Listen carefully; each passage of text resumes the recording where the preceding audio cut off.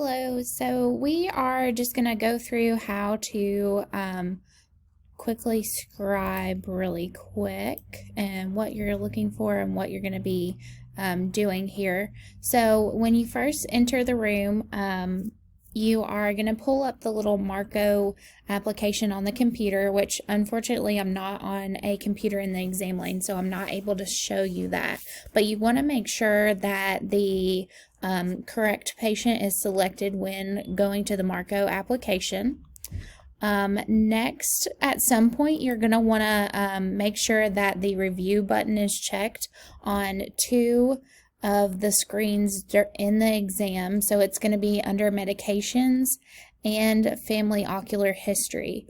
I am not signed in as a doctor or administrator right now, so it does not have the review button, but it should be over in the corner here on the medications page.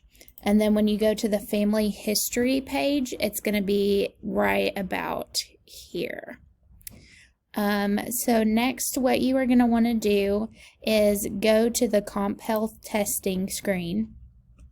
And you are going to want to view the history. So that way when the doctor is refracting the patient, they can refer back to the last prescription that they determined at their last visit. So once the refraction is finished, the doctor will import all the information, the auto refraction information, the final refraction, and the K readings in from the Marco. So you'll just have to click this again to load in all that information. And then what I typically like to do is I try to pull forward the slit lamp findings and intraocular stuff before the doctor gets there. So as I enter the room, I like to pull this forward so I'm ready. So once they're done with the refraction, we go straight to the slit lamp. So what you do is you just click on the health testing, and then you go to view history, and you just bring that last visit forward, and that has the findings that you will call out to the doctors. Then you will move to the interocular evaluation, and somebody's already pulled this forward in this exam, but you do the same here. You just bring those findings forward.